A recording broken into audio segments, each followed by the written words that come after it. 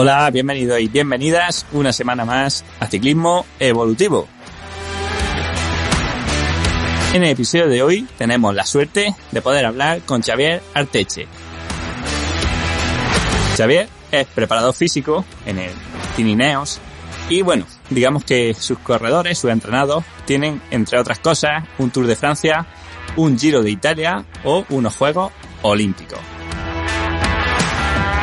Y es que Xavier es preparador de ciclistas como Egan Bernal o Richard Carapaz, entre otros superclases.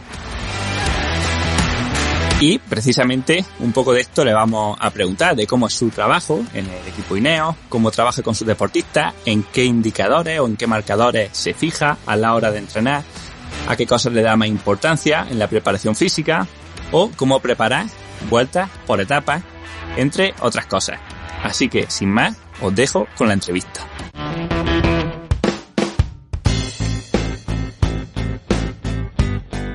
Hola Xavier, bienvenido al podcast.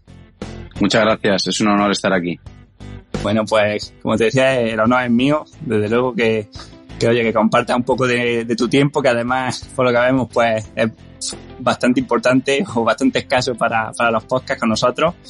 Y bueno, la gente imagino que ya te conoce, si no, bueno, lo digo yo. Xavier Arteche es preparador físico en Ineos. También ha sido preparador físico en otros equipos anteriormente, como Movistar, Caja Rural y Seguros Bilbao, ¿correcto? Así es, y, sí. Ahora prepara a Bernal, ¿no? Egan, Carapaz y Castroviejo. Imagino que Fraile también. Sí, llevo en el equipo la preparación de 7 ciclistas, ¿no? Los que has mencionado, Egan, Dani Martínez, Brandon Rivera, los colombianos, Richard Carapaz, el ecuatoriano, y luego a Omar Fraile, Jonathan Castroviejo y Carlos Rodríguez. Vale, si te parece, me gustaría empezar con una pregunta un poco más personal, y es que me parece alucinante, ¿no? Cómo estás como diríamos, como Gulliver. Estaba hace poco, te vimos en Colombia, luego en Ecuador, bueno, luego en España, luego en Ecuador, ahora en Hungría para empezar el Giro. ¿Has calculado cuántos días pasas fuera de casa a lo largo de la temporada? No sé, más o menos yo creo que son unos 200 días, 180, 200 días que podemos estar fuera entre training camps y competiciones, ¿no?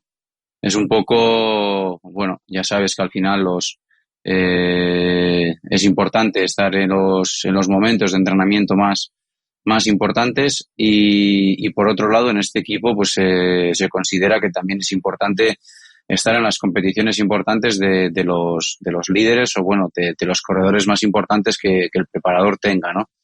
En este caso, pues bueno, últimamente pues me toca lidiar con algunos ciclistas con objetivos bastante altos.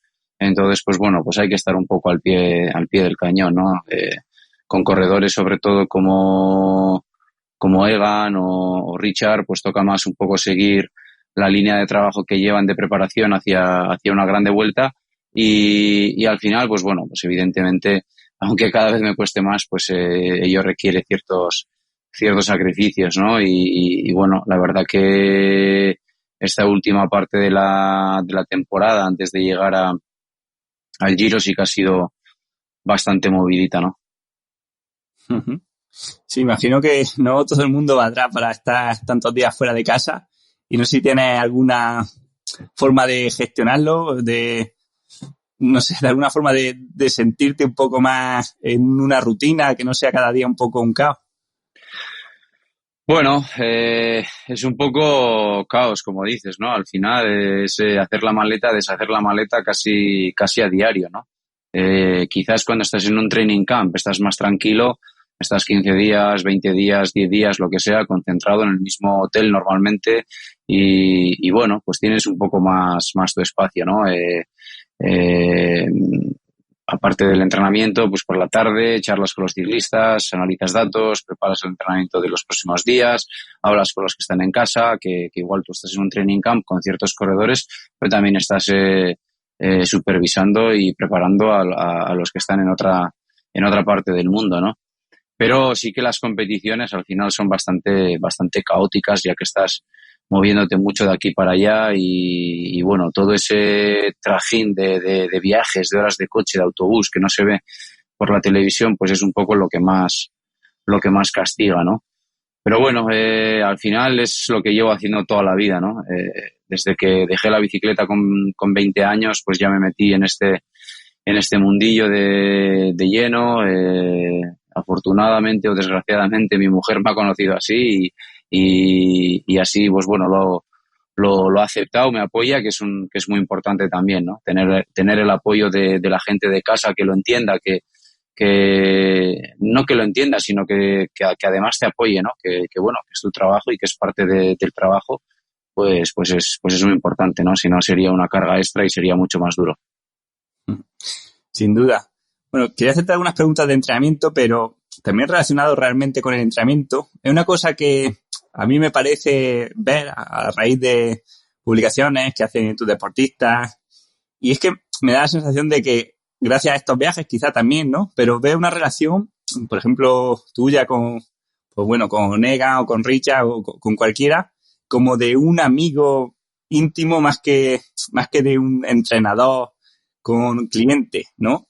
No sé si tú crees que esto ocurre así, o sea, si los consideras más amigos que deportistas, y si crees que eso también mejora el proceso de entrenamiento o tiene algo que ver en el éxito que están teniendo. Bueno, precisamente justo hoy leía un poco un tuit que escribía Dan Loran, ¿no? El jefe de performance del equipo Bora, hablando sobre esto, ¿no? Que la línea que separa un poco del trabajo profesional y de la relación personal con el deportista, que es muy fina, ¿no? Y es así. Pero el entrenador siempre tiene que tener en cuenta que lo que buscamos es el rendimiento, ¿no? Entonces yo creo que para buscar ese rendimiento a veces te toca hacer de amigo, te toca hacer ese trabajo psicológico, de apoyo mental, de que sepan que estás ahí, de que cualquier cosa que tú estás ahí para ayudar, para conseguir el mismo objetivo, para luchar contra las adversidades y bueno, y generar sobre todo una relación en algunos casos, pues bueno, pues es de muchísima amistad, en otros casos al menos que sea de confianza, ¿no? Porque yo siempre digo que ya puedes ser el mejor preparador del mundo, que si el deportista no confía en ti no hay nada que hacer. Y es muy importante que exista esa relación de confianza entre el atleta y el entrenador, ¿no? Pero muchas otras veces toca no traspasar esa barrera, ¿no? Porque a veces es muy difícil decirle la verdad a un amigo. Y nosotros aquí nos toca hacer de buenos, pero nos toca hacer de malos. Si un deportista no está yendo en la dirección correcta, en el camino correcto, no está haciendo algo bien, hay que decirle la verdad, aunque le haga daño. Al final estamos para ello. Entonces, sí, muchas veces, pues, bueno, cuando hay una relación, pues bueno, estrecha, evidentemente no congenias de la misma manera con todos, ¿no? Pero bueno, a mí no me gusta tratarles simplemente como clientes, ¿no? Al final tengo X clientes que les entreno, hago los planes y no creo que tiene que ser así, ¿no? Porque al final en el rendimiento influyen, mejor dicho, muchas cosas, ¿no? Y hay que entender la situación personal de cada uno, de dónde vienen, de cómo son, de los problemas o no problemas familiares que puedan tener, de ese entorno familiar, social, del ciclista, de sus inquietudes, cada uno es diferente, ¿no? Entonces yo creo que cuando más conocemos al deportista, pues más podemos exprimirlo o al menos sacar lo mejor de sí para que pueda rendir, ¿no? Uh-huh. De hecho, no sé si en el equipo habéis hecho algunas dinámicas o algunos tipos de actividades de dinámica social. Lo digo porque, no sé, viendo reportajes o imágenes de por ejemplo, en los últimos tours o en las últimas temporadas, donde incluso, bueno, parecía que a lo mejor o que en el tour no se han conseguido repetir, obviamente, el éxito de 2019 con Egan, pero sí que siempre daba la sensación de que no ha sido el equipo, o a mí personalmente me daba la sensación de que cuidabais muchísimo más las relaciones personales y a lo mejor este año pues, está empezando a verse pues con el trabajo del equipo de Rubé, de Astego Rey, en fin, de la mayoría de carreras, ¿no? Además, imagino que es difícil congeniar gente tan buenísima como son todos, ¿no? Y hacer que gente que podría ser estrella en otro equipo acabe trabajando, ¿no? Entonces, no me gustaría preguntarte por eso, si lo has trabajado o si en conjunto lo habéis trabajado de alguna forma. Bueno, sí, es algo que quizás no de una manera, no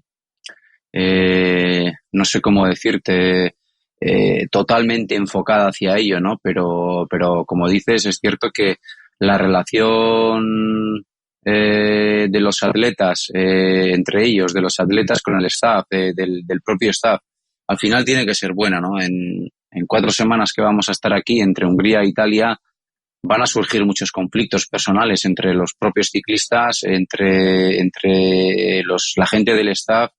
Cuando el ser humano estamos al límite de trabajo, de presión, de estrés, de fatiga, al final pues las cosas saltan, ¿no? Y la chispa pues es más fácil que salte y que haya esos pequeños conflictos, ¿no? Entonces, bueno, desde que yo entré al equipo en el 2015, ya desde el inicio del equipo trabajaba un psicólogo, psiquiatra muy famoso en el mundo del deporte en Inglaterra. Y bueno, al final él tenía una manera de entender y de entender y un poco cómo funciona el cerebro del ser humano, ¿no?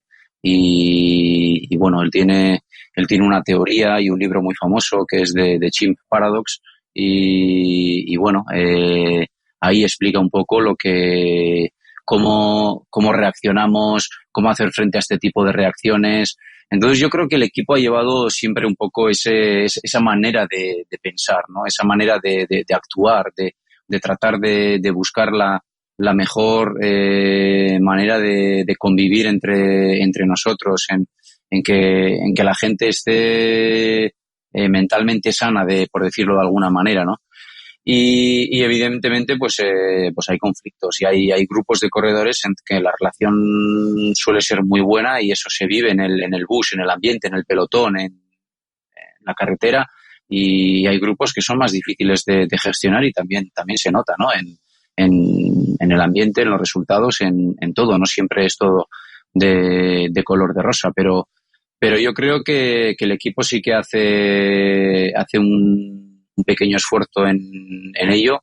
Ahora tenemos también un psicólogo que viene de la misma corriente, de la misma escuela, que se llama Robbie Anderson, y bueno, él también está trabajando en ello. Él es nuevo, está aprendiendo lo que es el ciclismo, va a ser su primera vuelta grande ahora, por ejemplo, el Giro de Italia, pero lo que te decía, el equipo cree un poco en esas relaciones y en ese trabajo del día a día. Pues es por ello el que él va a pasar todo este mes aquí con nosotros también para ver cómo funciona por dentro, para intentar ayudarnos si es que existe algún tipo de fricción, a poder solventarlo y de poder trabajar de cara al futuro para que podamos todos pues ser más optimistas, ser más alegres, tener menos conflictos personales y eso que se vea reflejado en el resultado, ¿no?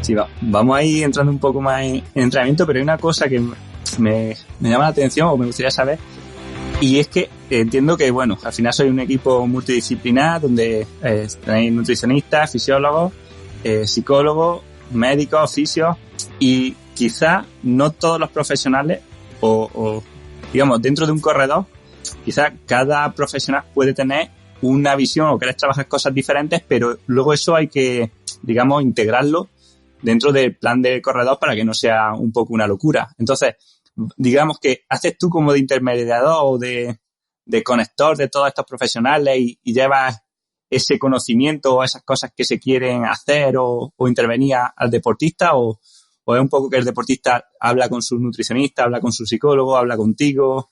Sí, en nuestro equipo la mentalidad es que el entrenador es la pieza cercana, digamos, al ciclista, ¿no? Y es como un poco el jefe de orquesta de todo esto. Como tú bien dices, pues en esta orquesta tan grande, pues al final sí, está por un lado el tema del entrenamiento, ok, que un poco es el que dirige el jefe de orquesta, pero por otro lado, pues está no sé, el nutricionista, está el médico, está el fisio, está el masajista, están los mecánicos, el que trabaja en aerodinámica, temas de logística para preparar viajes, temas de ropa. Al final hay muchísima gente que interactúa y que tiene influencia en el rendimiento físico del ciclista, ¿no? Entonces, ¿quién gestiona todo eso? El jefe de orquesta, en este caso, que es el entrenador. Y todo pasa por el entrenador, y el entrenador es un poco el que filtra todo eso, ¿no? Pues por ponerte un ejemplo, pues bueno, el dietista no va a ir en contra o va a hacer sus propias teorías sin consultarlo con el entrenador. El mecánico no va a cambiar la altura del sillín sin consultarlo con el entrenador. Entonces, al final, es por ello por lo que el entrenador al final tiene que lidiar con tantas cosas, preparar viajes, esto, lo otro. Al final tiene que gestionar tantas cosas que el objetivo es que el entrenador un poco esté 100% pendiente de todo lo que pueda influir en el rendimiento del ciclista, ¿no? Pues para ello, pues bueno, es inviable que el entrenador pueda trabajar con un grupo tan grande. Al final, si simplemente planificásemos no sé, prescribiésemos entrenamientos y planificásemos la temporada, pues podríamos llevar un grupo más grande, ¿no? Pero al final, como tenemos un poco esa responsabilidad de tener que controlar todo lo que se haga con el corredor, pues es la razón por la que, bueno, pues trabajamos con un grupo de entre 6 y 8 ciclistas cada entrenador que estamos en el equipo. A nivel ya de entrenamiento, ya aprovechando que hablo contigo, pues me gustaría preguntarte un poco cómo guías el proceso de entrenamiento, entendiéndolo de forma de cómo vas sabiendo lo que va necesitando cada deportista. O sea, si necesita más carga, si necesita recuperación, si tienes que entrenar zonas más altas o más exigentes, o si necesita un poco más de fondo. ¿Hay algún marcador, algún parámetro, algo o qué es lo principal en lo que te fija un poco para orientarte en esto? Bueno, no creo que tenga ninguna receta mágica, ¿no? Al final está un poco, pues bueno, en el conocimiento de entrenamiento, en el conocimiento de fisiología. Entonces, un poco el día a día, el análisis de los propios archivos, dependiendo del objetivo del entrenamiento que estás buscando y de la respuesta del deportista, a nivel de, no sé, de frecuencia cardíaca, a nivel de otro tipo de parámetros, pues puedes ir viendo o insinuando por dónde van los tiros, ¿no? De lo que tú piensas, si se está dando o no. Si aquí pensaba que podía estar mejor, pero todavía le falta, ¿no?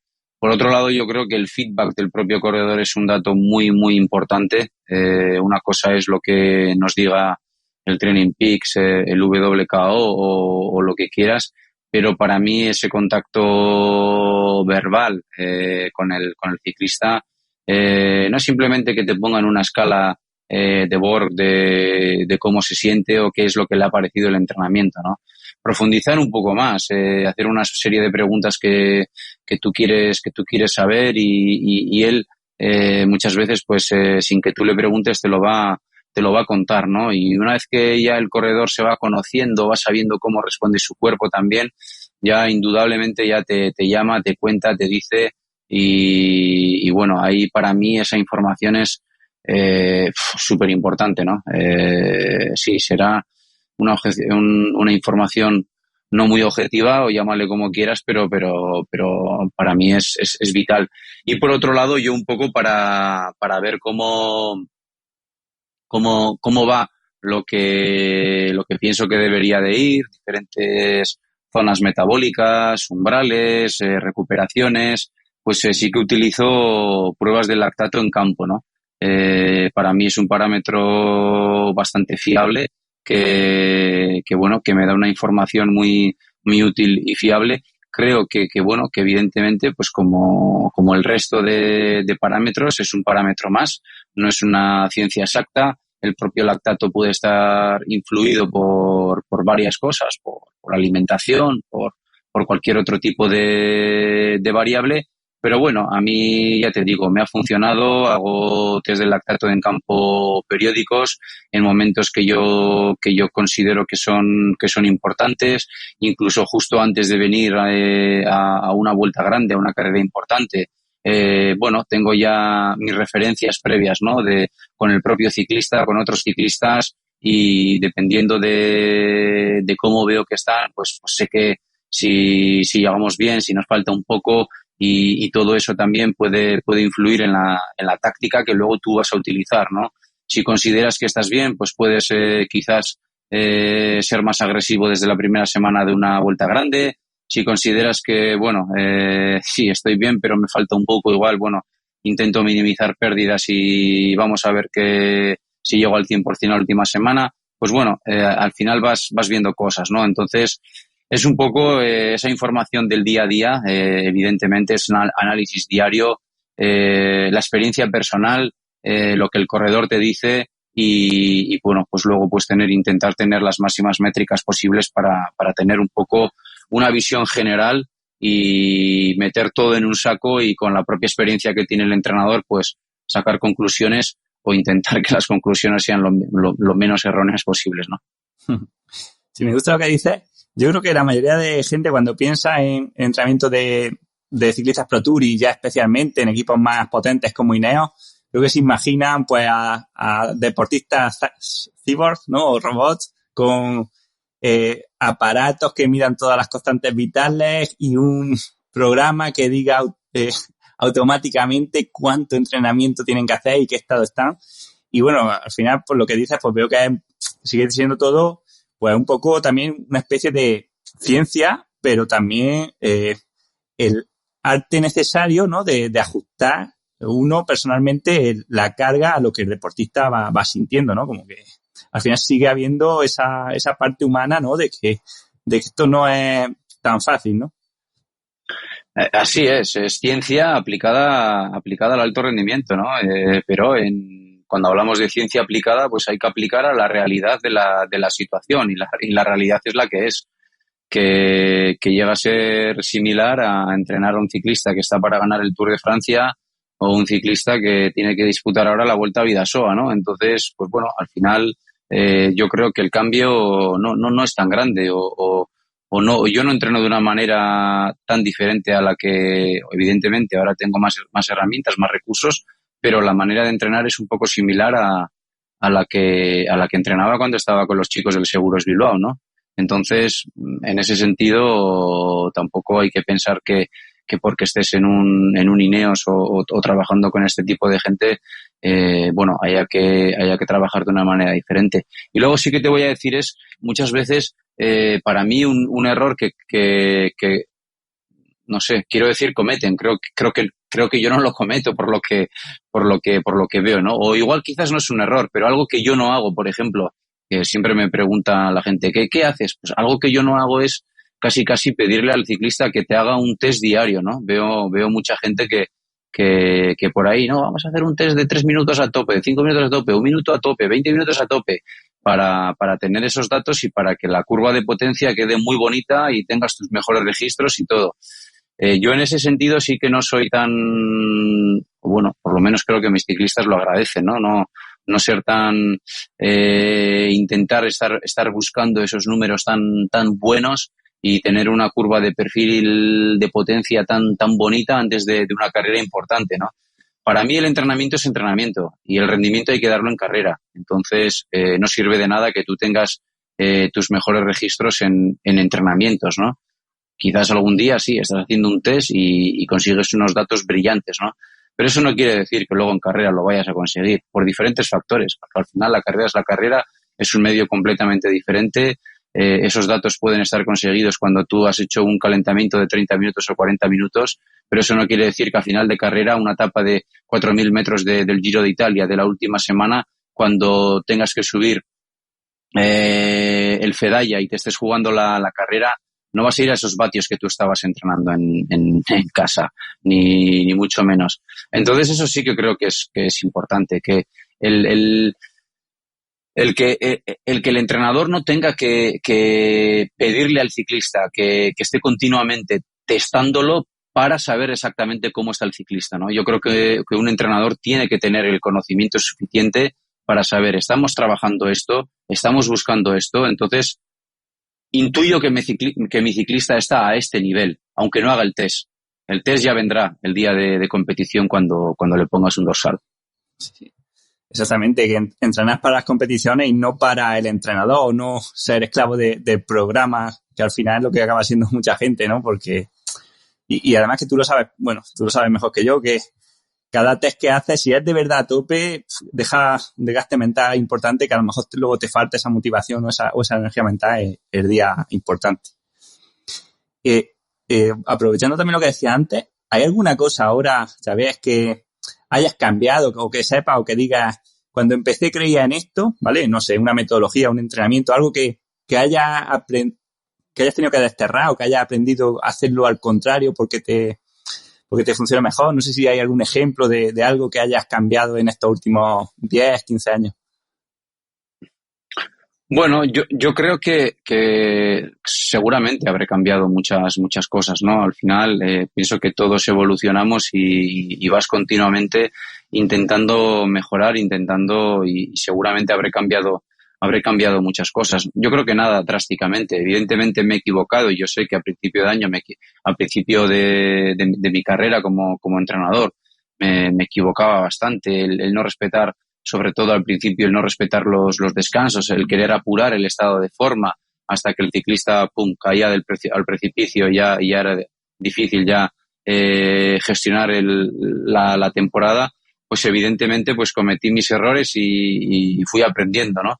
Pero por otro lado, lo que creo que me ha enseñado un poco, al final, en mi opinión, es muy importante beber de todas las fuentes, pero creo que no creo creo que todas son importantes y ninguna es más importante que las demás, ¿no?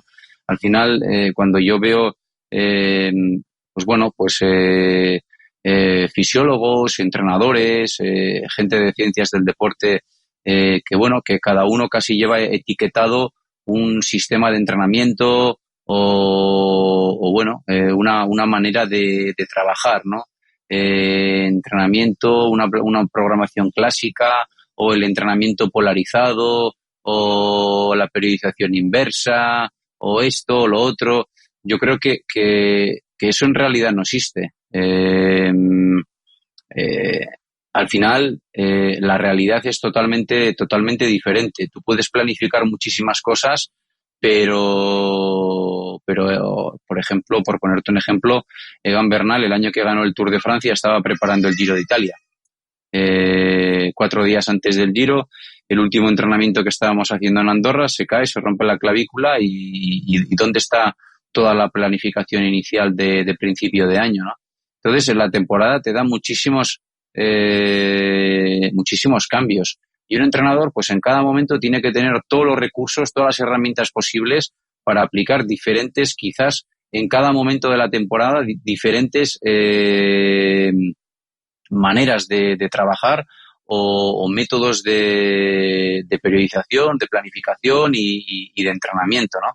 Entonces, por eso te digo que seguramente con el tiempo, con la edad, habré cambiado mi manera de ser, pero creo que desde un principio fui muy crítico con todo y creo que nunca he bebido de una fuente de decir, ¡buah, esto es la panacea, ¿no? Esto es lo que realmente es bueno y funciona, y me meto ahí y luego digo, ¡buah, qué equivocado estuve. Creo que no, porque creo que desde el principio, bueno, o no sé por qué, pues fui bastante crítico con todo y me gustaba saber de todo, pero nunca he sido defensor ni creyente de ninguna ideología en concreto o ninguna corriente. ¿Que me he equivocado? Sí, seguro, muchísimo. ¿Que habré aprendido, evolucionado y cambiado?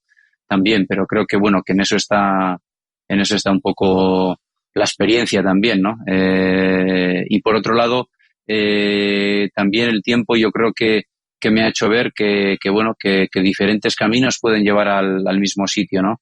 No porque yo haga esto tiene que valer esto, u otro entrenador puede hacer las cosas de otra manera y realmente los resultados salen y funcionan, ¿no? Así que bueno, que hay que respetar a todo el mundo, aprender de todo el mundo y a la vez ser crítico con todo el mundo y bueno, y que cada uno, sobre todo yo creo que el éxito está un poco en la variedad y en la utilización de diferentes recursos, ¿no?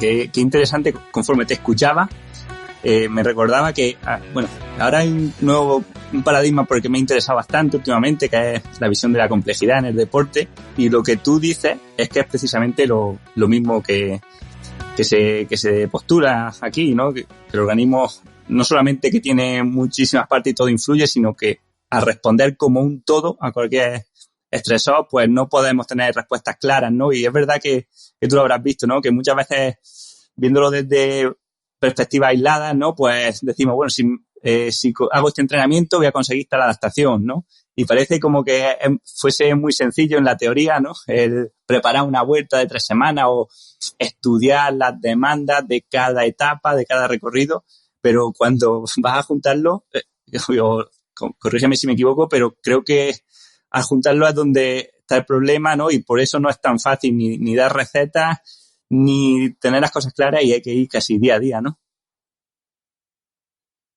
Así es, así es. Es un poco el día a día, el contacto con el ciclista, la experiencia, la seguridad y la convicción de lo que estás haciendo, ¿no? Yo creo que eso es súper importante también. Que tú no tengas, o sea, dudas siempre vas a tener. Mañana empieza el Giro de Italia. Yo creo que Carapaz está en un estado de forma muy, muy bueno. Pero hasta que se ponga un dorsal y salga a la carretera y lo veamos allí, subir los puertos y tal, esa duda la tienes. Incluso aunque llegue la contrarreloj, pase la etapa del Etna y esté dando un buen resultado, cada día que te levantas por la mañana dudas, ¿no? ¿Qué va a pasar hoy? ¿Cómo se va a encontrar? ¿Va a ir bien? Si se levanta un poco con el pulso más alto de lo normal, ya estás preocupado. O estará cansado, no estará cansado. Si lo tiene un poco más bajo que lo normal, también estás preocupado. El peso, un poco más, un poco menos. Si se levanta con más peso, joder, estará cogiendo peso. Si se levanta con menos, habrá comido bien. Al final estás todo el día, es una preocupación constante, ¿no? Intentas controlar todas esas variables, pero tienes que entender de que, como decías tú al principio, ¿no? Que no son robots, que son seres humanos, que el comportamiento del ser humano, pues bueno, que es muy, muy complejo y que hay que hacer las cosas bien. Y cuando uno hace las cosas bien, al final los resultados salen, ¿no? Por eso es importante también creer un poco en lo que se está haciendo, en el programa. Evidentemente las dudas van a surgir. Yo soy el primero que vivo en un estrés constante y me como mucho la cabeza, pero bueno, pero entendiendo dentro de lo que cabe que bueno, que son seres humanos y que bueno, que no es tan fácil, ¿no? No es tan fácil poner las cosas en un papel y que eso se cumpla al 100%. Dado esta complejidad, ¿no? Esta dificultad, imagino que lo que coge más relevancia es hacer bien las cosas realmente importantes. Y me gustaría preguntarte por esto, pues ya que lo estás diciendo toda la entrevista, pues, ¿cuáles son para ti ese 20 o ese 10% de cosas que te dan el 90% de rendimiento? Lo importante, yo siempre digo, lo importante es hacer lo básico bien. Al final, el ciclismo, o entrenar a un ciclista para mí es relativamente sencillo, haciendo a un deportista de este nivel, con este talento, haciendo bien lo básico, van a tener un gran rendimiento, al menos al 90% de sus posibilidades, y con el talento que tienen, el 90% de sus posibilidades es un gran rendimiento, ¿no? Entonces yo creo que a veces pues nos volvemos locos, queremos rizar el rizo y buscar la complejidad y esto y lo otro y qué pasa si hacemos esto y vamos a darle una vuelta de tuerca aquí y esta serie y la otra serie y este sistema y al final nos olvidamos de lo básico, ¿no? Y ahí es donde realmente nos podemos equivocar muchísimo. Pero haciendo bien lo básico, que lo básico del ciclismo es el ABC, el hacer un buen trabajo de fondo, el tener una buena eficiencia, sobre todo el llegar en un peso óptimo a las competiciones, pues yo creo que con 4 pinceladas más el ciclista está listo para rendir bien, ¿no? Entonces, por eso cuando me preguntas un poco qué es lo más importante, para mí lo más importante es hacer bien lo básico. Dentro de lo básico, pues tampoco vamos a empezar aquí a empezar si el trabajo de fuerza lo tenemos que hacer de esta manera, de la otra manera. Pero bueno, yo siempre digo que trabajando sobre todo una buena base, teniendo una buena estructura muscular,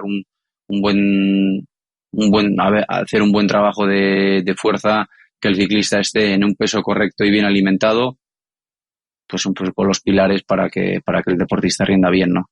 Y que esté feliz, que esté contento. Hombre, evidentemente,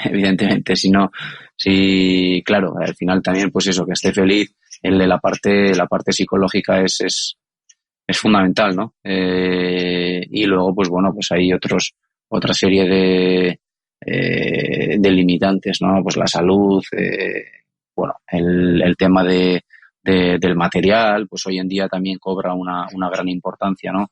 No simplemente en el ciclismo de carretera, sino para rendir en contrarreloj, la posición aerodinámica, bueno, pues hay diferentes cosas también, ¿no? Pero bueno, al final yo creo que la clave del éxito, siempre digo, es hacer bien lo básico. Bien. Luego, respecto al entrenamiento, por ejemplo, para una vuelta así tan larga como el Giro que ahora empieza, o sea, siempre me pregunto, ¿se puede realmente entrenar para una gran vuelta de 3 semanas de forma específica o simplemente tratamos de mejorar el rendimiento dentro de lo posible y ya la carrera pues nos pondrá en nuestro sitio? No, yo creo que hay que entrenar de una manera específica, ¿no? No es lo mismo el que está entrenando para la Lieja, el que está entrenando para la Vuelta al País Vasco o el que está entrenando para el Giro de Italia. Al final hay que analizar las demandas de la competición y una vez que analizas las demandas de la competición, pues bueno, entrenas para ello, ¿no? Dentro de esas demandas no es lo mismo el entrenamiento que tiene que hacer Richard Carapaz para el Giro de Italia o el que tiene que hacer Jonathan Castroviejo, teniendo en cuenta que son roles diferentes, ¿no? Bueno, a uno se le va a exigir una cosa, a otro se le va a exigir otra. Las demandas, como te decía, van a ser diferentes. El entrenamiento tiene que estar enfocado a ello, ¿no? Entonces, bueno, no es simplemente conseguir el mejor rendimiento, es conseguir el mejor rendimiento teniendo en cuenta qué objetivos queremos lograr. Lo digo porque es tan exigente una vuelta así de 3 semanas que me pregunto si hasta qué punto se puede entrenar tantos días seguidos pero que no haya, o sea, que la fatiga no sea más grande que el beneficio, o sea, que siga habiendo una sobrecarga progresiva. Sí, pues bueno, son variables que hay que controlar, ¿no? Pero evidentemente no quiere decir que para preparar un Giro tengas que hacer 2 giros anteriormente en casa, ¿no? Entrenando. Al final, bueno, tienes que buscar momentos de la temporada en los que estás buscando mejorar, diferentes zonas metabólicas, diferentes intensidades o o zonas de entrenamiento y bueno, ir ajustando un poco aquí, un poco allí, dependiendo de cómo va esa evolución, ¿no? Pero bueno, por lo que te decía, ¿no? El que tiene que disputar una Lieja, pues es una carrera de un día muy dura, muy agresiva, que se corre de una manera, con unos niveles de potencia X, con una fatiga X y bueno, una carrera de 3 semanas, pues la manera de correr, las intensidades que se utilizan, pues es un poco diferente, ¿no? Donde sobre todo la recuperación cobra una parte muy, muy importante, ¿no? No la recuperación entre un esfuerzo corto o entre 2 esfuerzos cortos, como puede ser en una Lieja, que subes la reduta a tope, pues lo que tienes que buscar es intentar que antes de la siguiente cota estés recuperado otra vez. En una vuelta grande, sí, pero bueno, no se va a correr a la misma intensidad de las etapas que una Lieja, no 21 días seguidos. Entonces, bueno, la recuperación entre etapa y etapa, pues también es muy importante. Entonces, para eso, pues tienes que entrenar para ello, ¿no? Entonces ya te digo que bueno, que el entrenamiento va enfocado evidentemente a preparar una vuelta de 3 semanas. Pero eso no quiere decir que para preparar un Giro que hagas, no sé, cómo decirte, un Giro anteriormente en casa para que el cuerpo esté habituado. Por eso te decía antes, ¿no? Que tienes que entender qué es lo que estás entrenando y muchas veces intuir que lo que estás entrenando está buscando las mejoras y las adaptaciones que tú realmente estás buscando muchas veces sin hacer esa prueba, sin hacer ese test, sin meter 3 etapas de montaña de los Dolomitas seguidos uno detrás de otro en el entrenamiento. Pero con el entrenamiento que estás haciendo tienes que saber que el ciclista va a ser capaz de recuperar y va a ser capaz del tercer día en el último puerto con una fatiga acumulada de día tras día, con ese día habiendo llegado con más de 4.000 kilojulios, el poder dar un buen rendimiento en esa fase, ¿no? Entonces, bueno, tienes una serie de parámetros en los que tú con la información que tienes intuyes que estás consiguiendo esos objetivos, pero bueno, pero al final, como te decía, ¿no? Pues muchos pensarán, joder, pues para entrenar un Giro, ¿qué hago? Pues me simulo un Giro anteriormente. Pues no, pues tampoco es así, ¿no? Y antes o planificando, por ejemplo, una gran vuelta, tú tienes en cuenta, ¿no? Por ejemplo, si en la última semana es la más importante, tienes en cuenta eso en el entrenamiento, en plan de decir, imagínate, una suposición, voy a no meter mucha intensidad en casa porque tengo 2 semanas donde voy a hacer, pues, 2 semanas de competición y eso me va a afinar un poco más, o no, eso no se puede hacer y es mejor llegar digamos, casi a tope a la primera semana para intentar que el esfuerzo ya en la primera semana no nos deje tan cansados. Sí, se planifica. Al final tú tienes que entender cuál va a ser un poco la estrategia de la carrera, ¿no? Cómo está distribuido un poco las etapas clave en las diferentes semanas, ¿no? En la primera, en la segunda, en la tercera, analizar un poco cuáles pueden ser las etapas clave, dónde puede tu corredor ganar tiempo, perder tiempo, y en base a ello sí que buscas el llegar con un puntito más extra a la primera semana o no, y dices, bueno, puedo llegar relajado porque esta semana pues tampoco hay tantas etapas clave, ¿no? Eso sí que se busca, pero tampoco es cierto, como igual se decía antes, ¿no?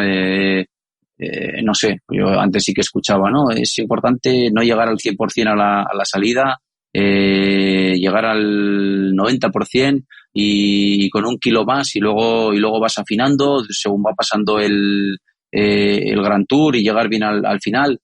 Pues yo no sé, pero yo eso no lo veo, ¿no?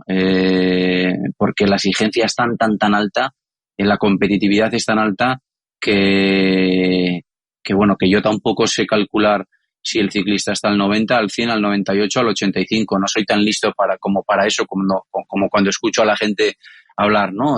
Todavía está al 80% o está al 95%. Digo, madre mía, pues estos saben bastante más que yo porque yo no soy capaz de cuantificar el estado de forma. Puedes intuir algunas cosas, puedes saber que todavía le puede faltar cierta explosividad porque no lo hemos trabajado, o le puede faltar esto, le puede faltar lo otro, le puede faltar el ritmo, porque viene de un bloque de altura de entrenar muchos puertos, no ha competido, llega directamente al Giro y le puede faltar ese ritmo que el ciclista sabe, ¿no? El que no es ciclista a veces, pero ¿qué es el ritmo, no? Al final es pedalear, ¿no? Pero el ciclista ya, cuando no ha competido, cuando no ha hecho trabajos de velocidad, digamos, a 40, 45, 50 kilómetros por hora, aunque sea tras moto en casa, sabe que le falta un poco ese pedaleo, esa chispa en el pedaleo, ¿no? Entonces hay una serie de componentes que te pueden faltar, pero dentro de lo que cabe intentas llegar en un peso en forma a la primera etapa y bueno, te puede faltar como te decía antes, una pincelada aquí y otra pincelada allí, pero hay que llegar bien al inicio porque al final sabes que bueno, que puedes perder un Gran Tour cualquier día, ¿no? Pero sí que es cierto que volviendo a lo de antes también, por eso al final es muy complejo, ¿no? Tienes que llegar muy bien, pero sí que dependiendo un poco donde esté marcada la dureza del Gran Tour al principio o al final, pues al final sí que puedes coger una aproximación o un enfoque diferente de cómo preparar ese Gran Tour, ¿no? Puedes decir, no, pues yo tengo que llegar al 100%, con lo cual incluso voy a meter el correr Tour de Alps o Romandía antes de un Giro, o Suiza, o porque necesito ese nivel de exigencia, o Dauphiné antes de un Tour de Francia, o decir, no, aunque me falte un poco de la primera semana, no me preocupa, llego directamente de altitud, como lo hemos hecho en el caso de Richard Carapaz, y ya está, ¿no? Pero sí que son detalles a tener en cuenta.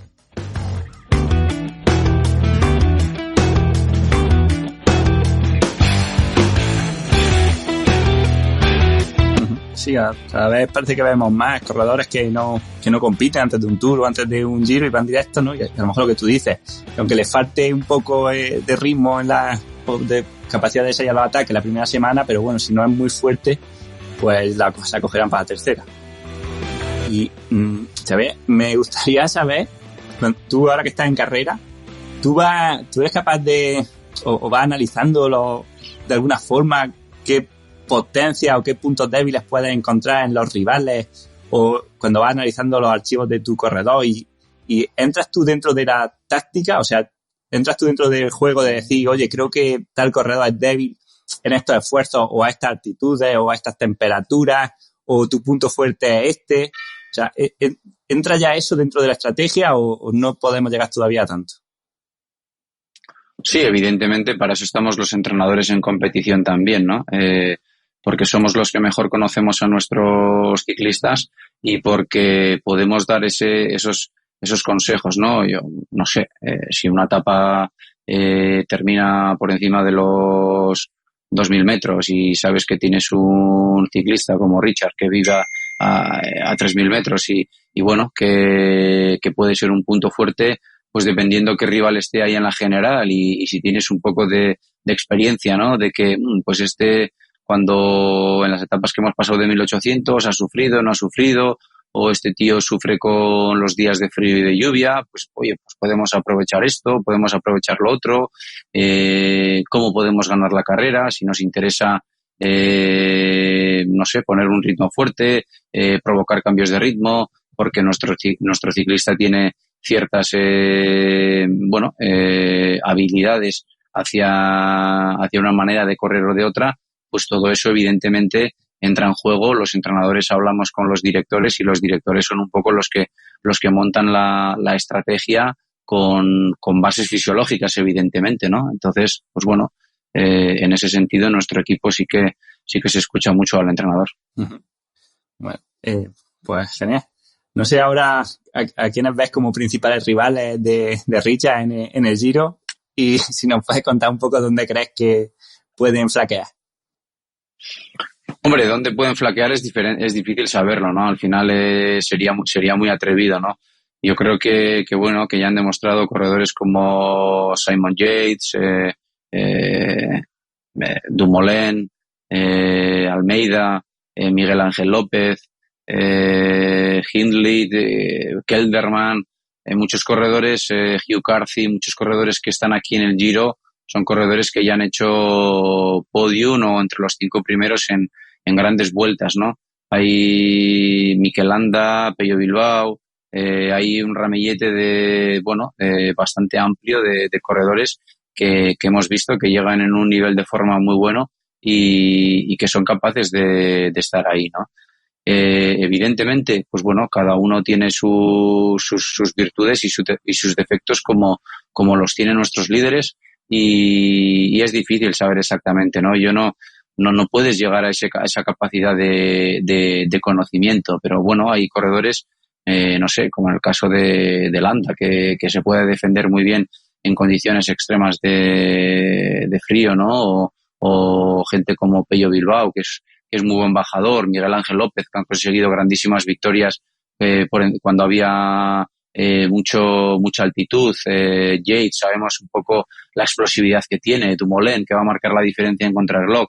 Pues sabes un poco cuáles son sus fuertes y sabes un poco también cuáles pueden ser sus carencias, que no me atrevo a decirlas porque bueno, es algo yo creo que bastante personal, ¿no? Pero sí podemos tener un poco nuestra idea también de dónde podrían fallar y evidentemente tenemos que aprovechar esas oportunidades. Uh-huh.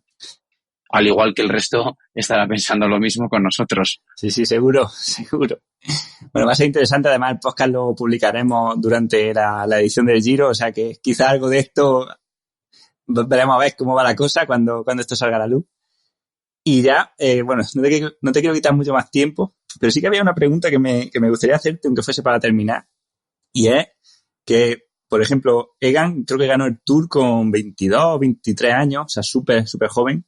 Parecía impresionante, ¿no?, que alguien tan joven ganase el Tour. Luego hemos tenido a Pogačar y tenemos corredores que incluso vienen con mejor palmarés a esa edad que Pogačar, como Carlos Rodríguez, que entrena, o Ayuso, el propio, Sivakos, que era contemporáneo. Y me gustaría preguntarte, ¿qué crees que ha cambiado en estos chicos tan jóvenes? O sea, porque es una cosa que antes quizás no veíamos, ¿no? O quizás veíamos uno, pero no tanto. ¿Y cómo crees que están trabajando estos chicos para, con 19 años, con 20, estar a ese nivel? Bueno, yo creo que, por un lado, creo que es un poco una generación que viene muy buena, y quizás se han juntado varios de la misma generación que vienen muy bien, ¿no? Por un lado, creo que puede ser un poco fortuito que se hayan juntado tantos ciclistas buenos de una generación similar consiguiendo grandísimos resultados, ¿no? Por otro lado, creo que con las herramientas que tenemos hoy en día de medición es más fácil un poco identificar el talento, saber un poco de las capacidades de los ciclistas en una edad más temprana. Y quizás, aunque antes podía haber más miedo a decir, es que es muy joven, no vamos a llevarle, o no vamos a hacer esto, no vamos a hacer lo otro, ahora quizás hay menos miedo porque sabemos si el ciclista puede estar realmente preparado y adaptado para afrontar ese tipo de cargas y responsabilidades, ¿no? Porque psicológicamente es una gran responsabilidad y también el ciclista tiene que estar preparado. Pero en eso también creo que muchos ciclistas, pues un poco como tú dices, de esta generación, son gente que ha madurado muy temprano y los ves que están preparados para afrontar liderazgos muy importantes, ¿no?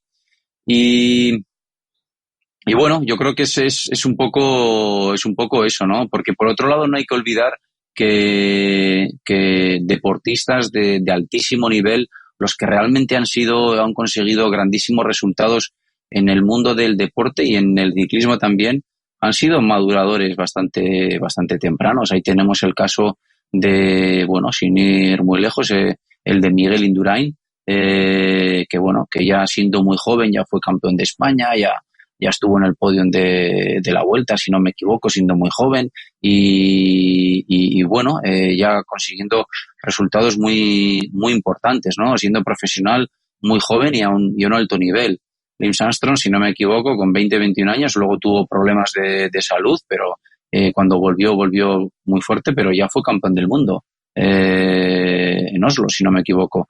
Eddy Merckx otros grandísimos ciclistas han sido el propio Alberto Contador, desde que han sido muy jóvenes, ahí tenemos a Valverde ganando carreras los últimos 20 y pico años. No sé, creo que gente muy buena desde joven ha despuntado, ¿no? Quizás ahora, pues ha juntado una generación ahí más importante, pues sí que hay diferentes razones quizás, pero bueno, tampoco creo que sea nada en particular, ¿no? Igual pasando esta generación, igual no vemos que ningún ciclista en el futuro por debajo de 25 años pueda ganar una vuelta grande, y otra vez estemos hablando, no, la maduración más importante se da entre los 26 y 28 años. Bueno, yo creo que es cierto que es un poco esa punta de la cúspide donde realmente el ciclista estaba consiguiendo sus mejores resultados, se ha podido un poco mover hacia la izquierda, ¿no? Hacia edades más tempranas. Pero creo también, pues un poco por una mayor profesionalización de todo, ¿no? Desde más joven ya el ciclista tiene acceso a la categoría World Tour, acceso a aprender más rápido, pues no sé, como por ejemplo Carlos Rodríguez, su primer año con 19 años recién cumplidos o con 18 todavía, pues estás en un training camp con Chris Froome, que ha ganado un montón de grandes vueltas. Al final no es simplemente que nosotros sepamos el talento que puede haber en Carlos Rodríguez analizando archivos y entrenamientos de que viene de juveniles, y vemos la capacidad que tiene de asimilar los trabajos, de mejorar y a dónde puede llegar, ¿no? Pero por otro lado, el conocimiento que están adquiriendo, porque los modelos, los role model que tienen enfrente suyo, pues si son, no sé, desde un gran líder como Chris Froome hasta uno de los mejores gregarios que está compartiendo habitación contigo, que puede ser Jonathan Castroviejo, pues al final el conocimiento que adquieren son como esponjas, el que realmente quiere serlo, y tienen ahí muchísimo conocimiento, ¿no? Entonces, bueno, yo creo que por un lado se han dado una serie de circunstancias. Es cierto que cada vez pues los ciclistas jóvenes vienen con más información, pues el mundo de internet y bueno, pues hay una mayor